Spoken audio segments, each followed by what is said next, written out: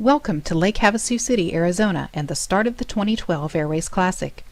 This video is intended to supplement your printed instructions for flying a timeline in the Air Race Classic. As with the entire set of ARC rules, you should know them really well by now.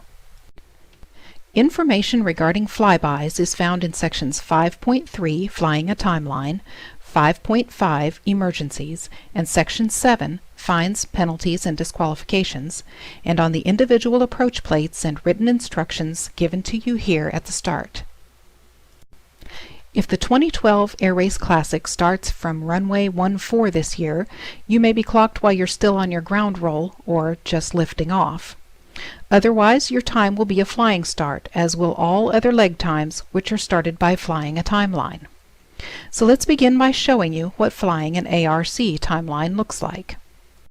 Look at the Gallup, New Mexico flyby for the 2012 Air Race Classic. This flyby will be executed at 400 feet above the ground, although most flybys will be executed at either 200 or 300 feet above the ground. Follow along in your written instructions for the Gallup flyby. Any changes to this will be briefed by ARC officials. Note Gallup's field elevation, 6,472 feet, so you'll fly this timeline at 6,872 feet. Verify you're on the right frequency before you make your first call 10 miles out. At 10 miles out, make your first call with your intentions. You're either landing or continuing on to the next timeline.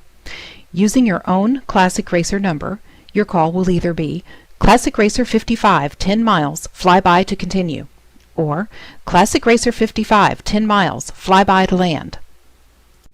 Then, when you're 5 miles from the timeline, make your second call with your intentions. Classic Racer 55, 5 miles, flyby to continue, or Classic Racer 55, 5 miles, flyby to land. If you've flown a straight line on this first leg, you'll be heading 066 degrees. Turn on your beacon, strobes if you have them, and your landing light.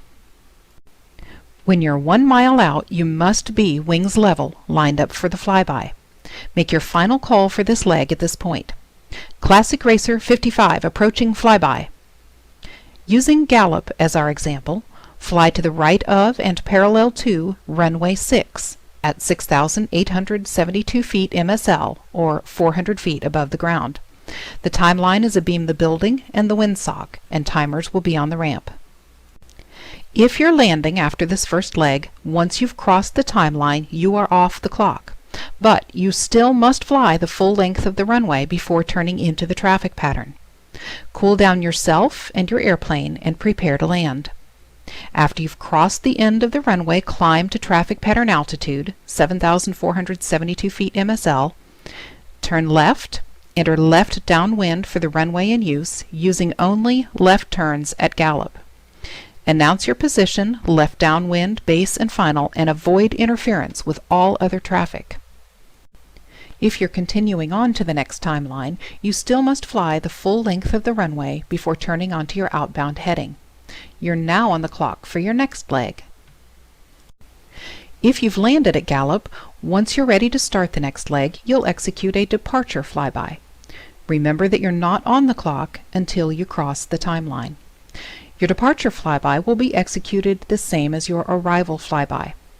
As you taxi out, advise on the local frequency that you're taxiing out for a departure flyby. Take off on the runway in use. Fly back out the way you came in a few miles. Turn on your beacon, strobes if you have them, and your landing light. Make sure your wings are level a mile out, and announce yourself.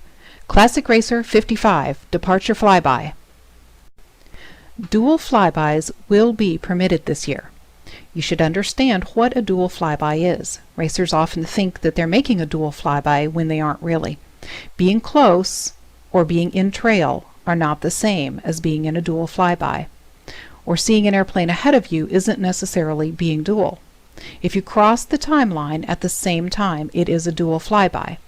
However, it can be difficult to judge whether that actually will happen, so communication is mandatory. If you're in the faster airplane overtaking a slower airplane, you must announce dual flyby with all of your inbound calls as soon as it becomes apparent that you might overtake another Classic Racer. In this situation, make your call like this. Classic Racer 55 Dual Flyby with Classic Racer 10.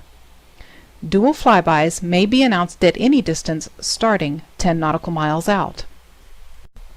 If you're in the overtaking airplane, it's your responsibility to announce your position and the possibility of a dual flyby on the appropriate frequency so that all other traffic and the timers will be alerted.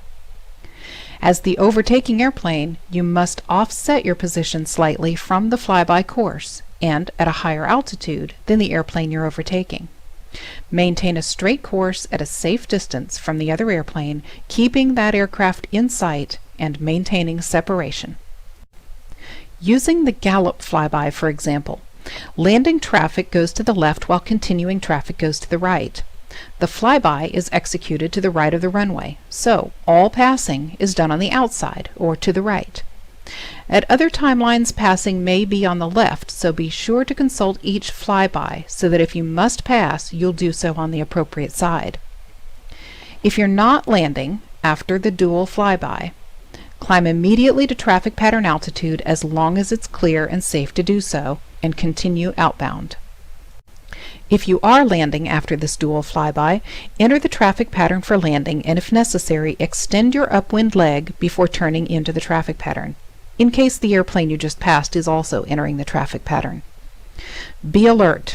If you're in the faster airplane and you intend to land, but you just flew a dual flyby and you passed a slower airplane that will be continuing on to the next leg, be aware that your paths could cross and maintain separation with that other aircraft.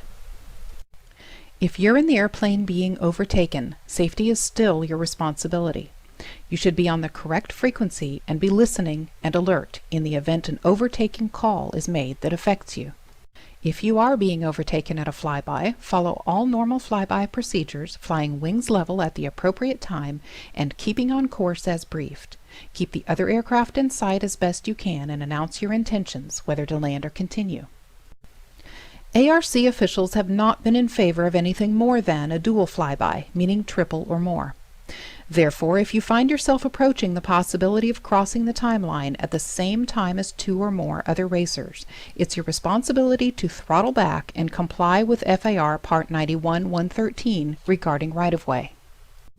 And if you do find yourself in a dual flyby, regardless whether you are overtaking or being overtaken, stay alert to recognize any unsafe situation and take appropriate actions to avoid danger. Your total elapsed race time ends when the airplane executes a flyby across the finish line or a wheels-on landing at the race terminus. You should keep your own race logs in case of dispute or protest.